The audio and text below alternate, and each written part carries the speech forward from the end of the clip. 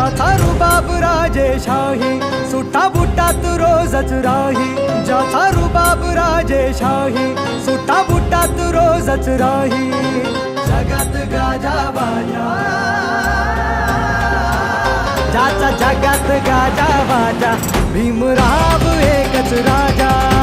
जगात गाजावाजा, भीमराव एकच राजा.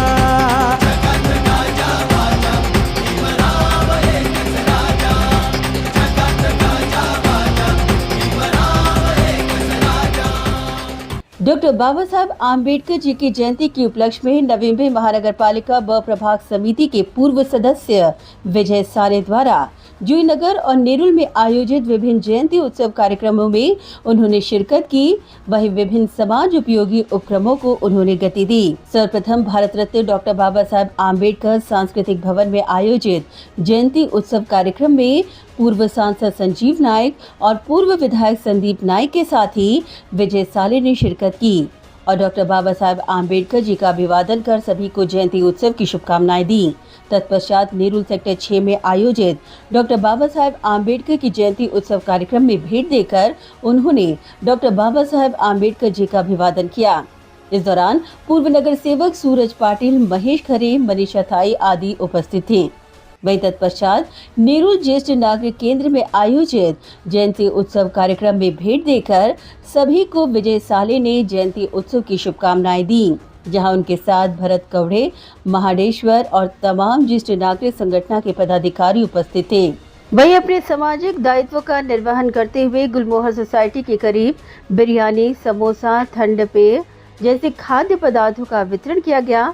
वहीं जरूरतमंद लोगों को फूड पैकेट और जरूरतमंद बच्चों को नोटबुक का वितरण कर अपने दायित्वों को उन्होंने निभाया। वहीं जूहीनगर में डॉक्टर बाबा साहब आम्बेडकर जयंती उत्सव पर जूहीनगर में आयोजित भव्य रैली में विजय साले ने अपनी मौजूदगी दिखाते हुए डॉक्टर बाबा साहब आम्बेडकर जी का अभिवादन कर सभी को डॉक्टर बाबा साहब आम्बेडकर जयंती की शुभकामनाएं दी।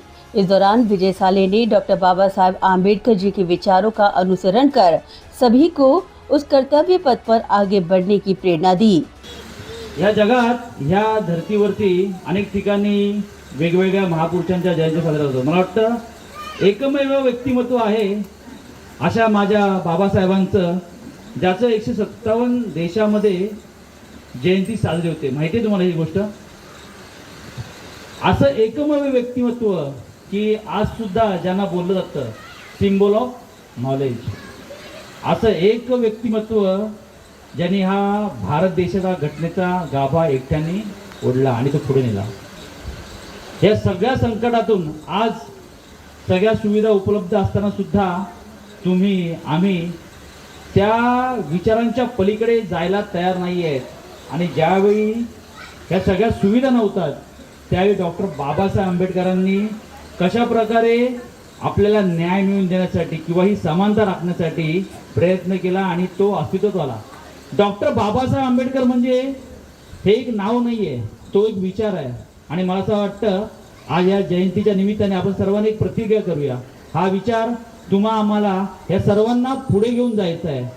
हा पुढे घेऊन जाऊन असा रुळवायचा आहे की आपल्या पिढीपर्यंत, मला असं नाही वाटलं बरं अरे त्या बाबांच्या पिढीपर्यंत डॉक्टर बाबासाहेब आंबेडकर लोक भेटल्यानंतर काय म्हणायचे, जय भीम. माझ्या नंतरची पिढी ही जय भीम म्हणेल का नाही कदाचित शंका वाटायला लागली आहे. कारण का बाबासाहेबांनी दिलेलं जे काय आपल्याला सौभाग्य आहे ते आपण सगळं विसरलोय बहुतेक. आणि ह्या ज्येष्ठ नागरिकांना ते आज लक्षात आहे. मला असं वाटतं की संस्कार हे पुढच्या पिढीकडे यावे आणि डॉक्टर बाबासाहेब आंबेडकरांचे क्रांतिकारी विचार आमच्या पिढीकडून आमच्या पुढच्या पिढीपर्यंत जावे, जेणेकरून ते विचार टिकतील, समाजामध्ये बिंबवले जातील. आणि ही काळाची गरज आहे. तुम्ही आम्ही सगळे एकत्र राहिलो पाहिजे. आज आपण एकत्र टिकू तर येणाऱ्या पिढीला आपण काहीतरी संदेश देऊ. चला पुन्हा एकदा आपण मला बोलवलं आणि माझा मान सन्मान केला. डॉक्टर बाबासाहेब आंबेडकर जयंती निमित्त तुम्हाला सर्वांना खूप खूप शुभेच्छा. Bureau report, Navi Mumbai network.